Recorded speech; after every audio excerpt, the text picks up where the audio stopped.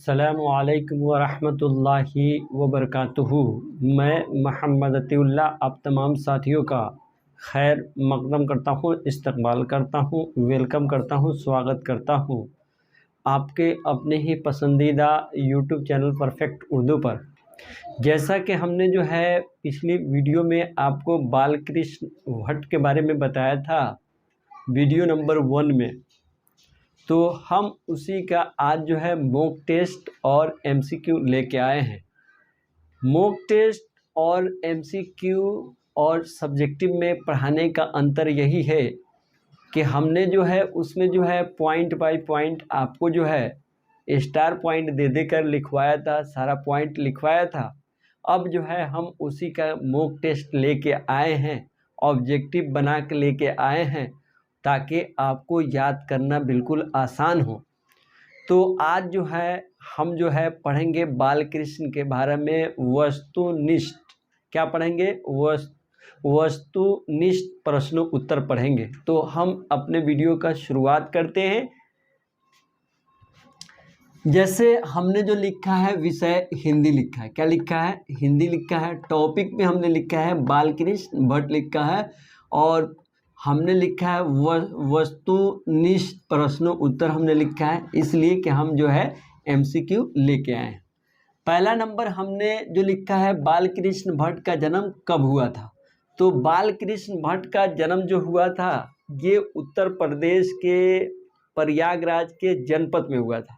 कब हुआ था? तो 23 जून 1844 को हुआ था। कब हुआ था?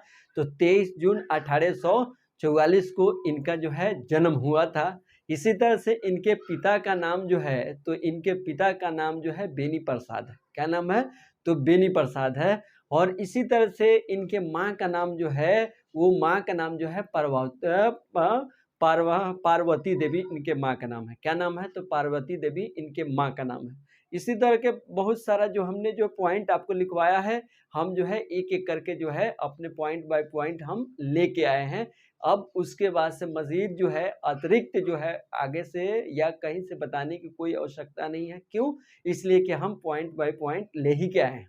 अब हमने बताया कि इनका जन्म कब हुआ, तो ये हमने क नंबर में लिखा है 23 जून 1844 लिखा है। इसी तरह ख नंबर में 21 मई 1812 लिखा है, 22 मई 1805 लिखा है और इसी तरह से घ नंबर में लिखा है 15 जनवरी 1806 लिखा है। लेकिन हमारा सही जवाब जो क्या होगा, 23 जून 1844 का इनका क्या हुआ था? जन्म हुआ था। तो कहाँ जन्म हुआ था?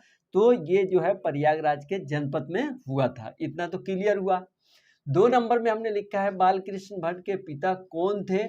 तो मोहन भट्ट, राम प्रसाद भट्ट, बेनी प्रसाद भट्ट और गौरी शंकर जो है हमारा जवाब जो होगा ये ग नंबर में हमारा जवाब होगा बेनी प्रसाद भट्ट, हमारा ये जवाब होगा। 3 नंबर में हमारा जो है बालकृष्ण भट्ट की माँ का नाम क्या था। तो माँ का नाम जो 1 नंबर में हमने दिया है सावित्री देवी लिखा है। 2 ख नंबर में राधा देवी और 3 नंबर में हम जो है हमने लिखा है पार्वती देवी और 4 नंबर में जो है श्यामा देवी। लेकिन हमारा जो जवाब जो होगा ये हमारा ग नंबर में जवाब होगा। इनके माँ का नाम जो है पार्वती देवी, इनके माँ का नाम।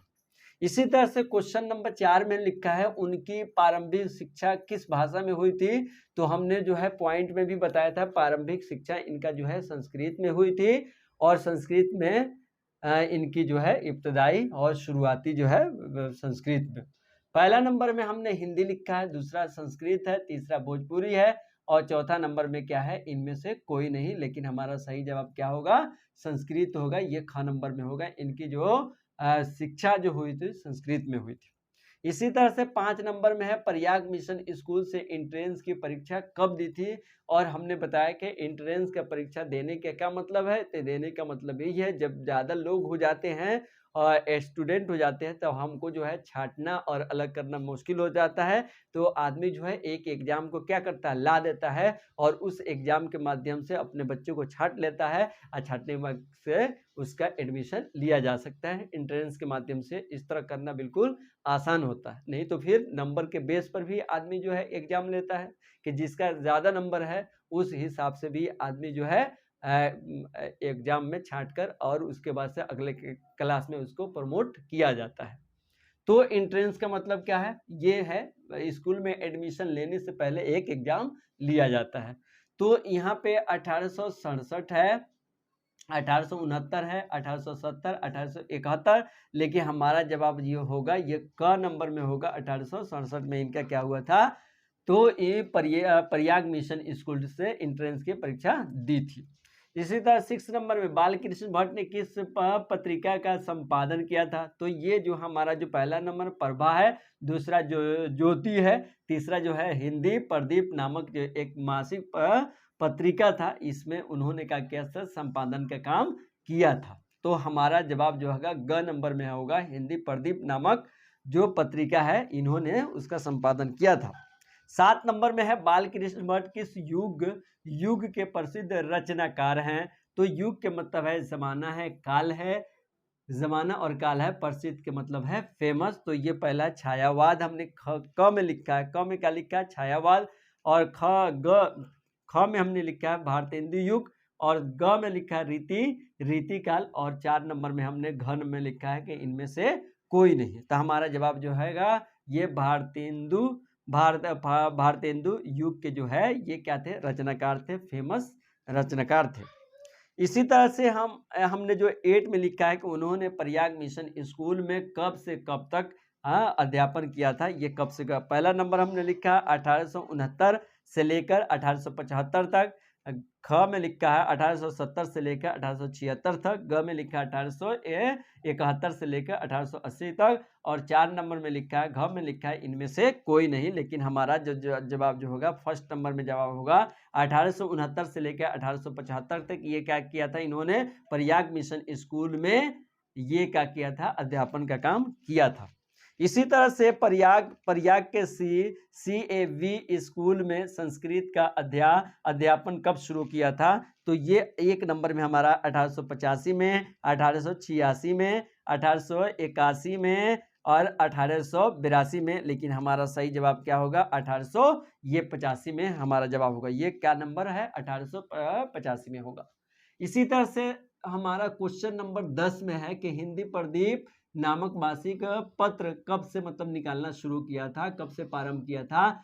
तो 1877 में, 1880 में, 1881 में, घ नंबर में 1882 में। लेकिन हमारा सही जवाब क्या होगा? 1877 में ये क्या किया था? ये मतलब जो है मासिक पत्र निकालना जो है, प्रदीप नामक मासिक पत्र निकालना शुरू किया था, 1877 में किया था।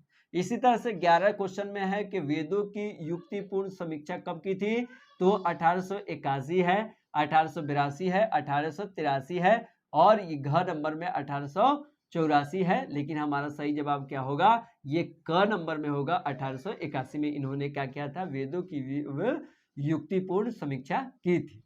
इसी तरह से क्वेश्चन नंबर 12 में हिंदी शब्दकोश के लिए किसके द्वारा आमंत्रित किए गए थे? तो ये जो है ये कहाँ आमंत्रित किए थे? हमने बताया था उसमें पॉइंट में, तो ये काशी आमंत्रित किए गए थे, और उसके बाद से श्याम सुंदर दास द्वारा है, राम सुंदर दास द्वारा है, मोहन सुंदर दास द्वारा है, और 4 नंबर में हमने घ में लिखा है इनमें से कोई नहीं। लेकिन हमारा सही जवाब क्या होगा? ये वाला जवाब होगा श्याम सुंदर दास द्वारा, जो ये क्या किए गए थे?